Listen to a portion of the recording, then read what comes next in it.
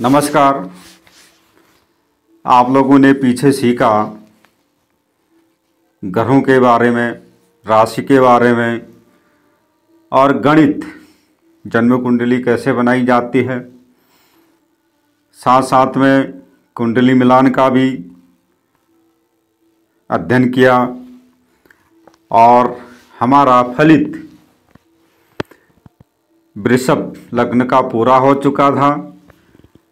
तो आज मिथुन लग्न के अनुसार सूर्य का द्वादश भाव में फल क्या होता है और मिथुन लग्न वालों के लिए सूर्य किस भाव का स्वामी होता है, तो इसके बारे में जानते हैं।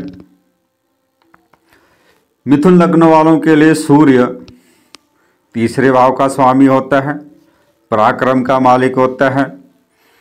अगर यह सूर्य लग्न में बैठ जाए पहले भाव में तो क्या फल करेगा। तो सूर्य के प्रभाव से जातक परिश्रमी होता है, चुस्त होता है, न्यायप्रिय होता है और स्वाभिमानी यहाँ पर होता है, प्रभावशाली भी होता है और क्रोधी स्वभाव वाला होता है, लेकिन स्पष्ट बोलने वाला, पराक्रमी और भाई बहनों के सुख से युक्त होता है। लेकिन व्यवसाय के क्षेत्र में बाधाएं आती हैं, स्त्री सुख में कमी होती है और जातक यहाँ पर शास्त्र, ज्योतिष इत्यादि के क्षेत्र में रुचि उसकी अधिक होती है। तो सूर्य जब पहले भाव में जाता है, मिथुन राशि में बैठता है, यह फल जातक को मिलता है। अगर यही सूर्य दूसरे भाव में जाता है तो वहाँ पर कर्क राशि हो जाती है, तो मित्रवत है, तो जिसके कारण से जातक को पारिवारिक और भाई बहनों के सुखों में कमी होती है। भाई बहनों से दूर रहना पड़ता है, घर परिवार से दूर रहना पड़ता है। व्यवसाय में लाभ के लिए, उन्नति के लिए उसको संघर्ष करना पड़ता है और संघर्ष करने के बाद ही सफलता उसको मिलती है और परिश्रम उसको अधिक यहाँ पर करना पड़ता है। तो यह सूर्य का मिथुन लग्न के अनुसार दूसरे भाव का फल यहाँ पर था। अगर यही सूर्य तीसरे भाव में बैठ जाए अपने ही घर में, जैसा आप स्क्रीन पर देख रहे हैं कि मिथुन लग्न की पत्रिका है और सूर्य को हर भाव में दिखाया गया है। जब तीसरे भाव में जाएगा, स्वराशि का होगा, अपने ही घर में बैठा है, तो जातक पराक्रम, बाहुबल वाला, बुद्धिमान, धैर्यवान और उसकी वाणी भी प्रिय होती है, परोपकारी तथा कोई व्यक्ति अध्यापक, लेखन इत्यादि कार्यों में वो सफल होते हैं। यहाँ पर सरकारी क्षेत्रों से लाभ प्राप्त करने वाला होता है और धन धान्य से युक्त होता है, लेकिन भाई बहनों के सुखों में थोड़ा यहाँ पर सूर्य कमी करता है, कमी लाता है। तो इस प्रकार से मिथुन लग्न के अनुसार सूर्य का तीसरे भाव का फल था। यही सूर्य अब जब चौथे भाव में जाता है तो वहाँ पर जहाँ 6 नंबर लिखा गया है कन्या राशि, तो जातक सूर्य के प्रभाव से धनवान, भूमि, मकान, वाहन आदि सुख साधनों से संपन्न होता है। सूर्य वहाँ पर देता है, भाई बहनों के सुख से युक्त होता है। लेकिन यहाँ पर माता और पिता के सुख में कमी करता है। व्यवसाय, सरकारी क्षेत्रों से लाभ प्राप्त करता है, संभावनाएं होती हैं। लेकिन 28 वर्ष के बाद लगभग स्त्री, संतान, वाहन आदि सुख उसको मिलते हैं। यहाँ पर सूर्य, शनि, राहु या अन्य पाप ग्रहों के साथ हो या इनसे दृष्ट हो तो जातक को मकान, वाहन आदि का सुख नहीं मिलता, कमी होती है। अशांत मन जातक का रहता है, हृदय में पीड़ा होती है उसकी, और रोग आदि यहाँ पर होता है। तो यह चौथे भाव का फल था। अगर यही सूर्य पंचम भाव में जाता है, तुला राशि, जिसमें सूर्य नीच का हो जाता है, तो यहाँ पर पंचम भाव में होने की कुग्रास बुद्धि यहाँ पर होती है। मंत्र, तंत्र यानी गूढ़ शास्त्रों में रुचि होती है। लेकिन शिक्षा के क्षेत्र में परेशानियाँ उसको होती हैं। क्रोधी होता है, धर्म कार्य से विमुख रहता है, और चक्षु रोग यहाँ पर होते हैं। पुत्र संतान के लिए अनिष्ट कर यहाँ पर होता है। अगर यह सूर्य गुरु से युक्त या दृष्ट हो तो स्त्री और संतान का सुख होता है। आजीविका के लिए विशेष संघर्ष उसको करना पड़ता है, और धन वह कमाता है संघर्ष के बाद। तो इस प्रकार से पंचम भाव का फल यहाँ पर होता है। अब यही सूर्य छठे भाव में जाता है, वृश्चिक राशि में, जहाँ 8 नंबर लिखा है। तो जिसके कारण से जातक परिश्रमी होता है, बुद्धिमान होता है, गुणवान होता है, परंतु यहाँ पर काम सक्त यानी काम वासना वाला अधिक होता है, क्रोधी होता है, भाई बहनों के सुखों में यहाँ पर कमी होती है, और मामा के लिए अनिष्टकारक यहाँ पर होता है। अगर यही सूर्य यहाँ पर अशुभ ग्रहों से युक्त या दृष्ट हो तो पिता के लिए भी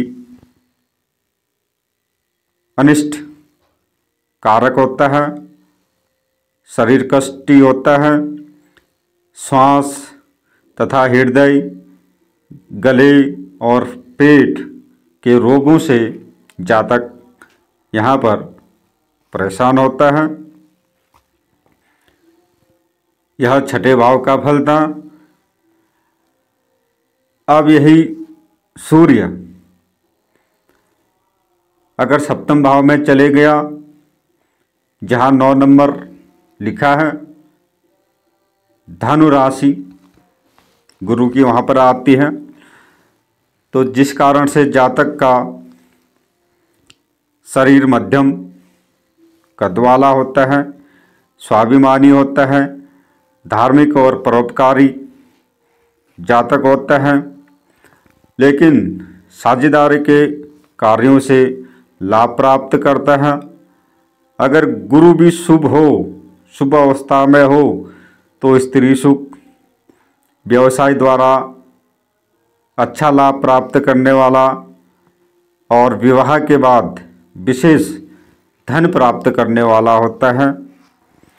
यदि गुरु और सप्तम भाव पाप प्रभाव में हो, पाप ग्रहों से पीड़ित हो, तो स्त्री के संबंध में कष्ट होता है, तलाक होता है और व्यवसाय में विघ्न बाधाएं आती हैं, अल्प लाभ होता है।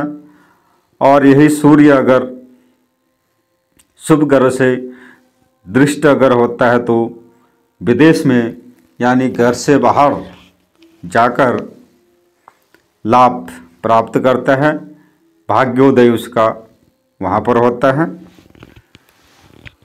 अगर यही सूर्य अष्टम भाव में जाता है जहाँ मकर राशि यानी 10 नंबर राशि लिखी गई है, तो जिस कारण से जातक को शरीर कष्ट होता है, शारीरिक रोग होते हैं, क्रोधी होता है, अल्प धनवान होता है और आर्थिक क्षेत्रों में अधिक संघर्ष करने के बाद ही सफलता मिलती है। व्यवसाय के क्षेत्र में विघ्न बाधाएं आती हैं और खर्च की मात्रा अधिक रहती है। यहाँ पर आयु के तीसरे वर्ष में मृत्यु तुल्य कष्ट पाता है जातक। 10वें वर्ष में सिर में चोट आदि यहाँ पर लगती है और पारिवारिक सुख मध्यम होता है और पिता को कष्ट यहाँ पर होता है और यहाँ पिता के सुख में कमी हो जाती है और विदेश में भाग्योदय जातक का यहाँ पर होता है। तो यह अष्टम भाव का फल यहाँ पर था। अगर यही सूर्य नवम भाव में जाता है शनि की कुंभ राशि में, तो जिसके प्रभाव से जातक परोपकारी होता है और पुरुषार्थी होता है, लेखन, प्रधानाध्यापक और प्रकाशन आदि के कार्यों से धन कमाने वाला होता है। भाई बहनों के संबंध में यहाँ पर ठीक नहीं होता और जातक गंभीर वृत्ति वाला होता है। भाग्योदय में उसकी बाधाएं आती हैं, कठिनाइयाँ आती हैं और परिश्रम के बाद सफलता उसको यहाँ पर मिलती है। विदेश के योग बनते हैं, अवसर प्राप्त होता है। लेकिन इस प्रकार का जातक दूसरों के धन से लाभ प्राप्त करने वाला होता है, यानी दूसरे से कर्जा लेके कहीं ब्याज पर लगा दिया, तो इस प्रकार से उसका यहाँ पर अच्छा चलता है। लेकिन पिता के लिए अनिष्ट कारक यहाँ पर जातक होता है। तो इस प्रकार से नवम भाव में सूर्य का फल यहाँ पर होता है। अगर यही सूर्य जब दसम भाव में जाता है मीन राशि पर, तो जिसके प्रभाव से जातक उद्यमशील होता है, स्वाभिमानी होता है, तीव्र बुद्धि वाला होता है, लोकप्रिय होता है, भाषण लेखन आदि में वह कुशल होता है, भूमि, मकान, वाहन आदि सुखों से युक्त यहाँ पर होता है। पिता तथा व्यवसाय द्वारा यह लाभ प्राप्त करने वाला होता है। अगर शुक्र भी उच्च का हो यानी 7 में हो, सूर्य के दसम भाव में मीन राशि है, तो वहाँ पर सूर्य बैठा है और शुक्र उच्च का वहाँ पर हो जाएगा। तो जातक की विद्या उच्च की होती है, व्यवसाय और राजनीतिक क्षेत्र में संघर्ष के बाद सफलता प्राप्त करता है। तो यही सूर्य मिथुन लग्न के अनुसार अगर एकादश भाव में जाता है, जहाँ मेष राशि लिखी गई है 1 नंबर, अब सूर्य यहाँ पर उच्च का होता है, जिसके कारण से जातक सुंदर नेत्रों वाला, प्रभावशाली व्यक्तित्व वाला होता है। गायन, संगीत आदि में रुचि उसकी होती है। साहसी होता है, परिश्रमी होता है। भाई बहन तथा भूमि मकान का सुख उसको होता है। साथ साथ में उच्च अधिकारी या उच्च स्तरीय लोगों से, व्यवसाय से वह लाभ पाता है। मंत्र, तंत्र, यंत्र, ज्योतिष आदि जो गूढ़ विद्याएं होती हैं उनकी ओर उसकी रुचि रहती है। साथ में गुरु शुक्र शुभ हो तो अचानक धन की प्राप्ति वहाँ पर होती है। विदेश यात्रा करता है, सुशील पत्नी उसको मिलती है और इस प्रकार से वह जातक सुखी रहने वाला यहाँ पर होता है। सरकारी क्षेत्र यानी नौकरी का यहाँ पर पूरा चांस होता है।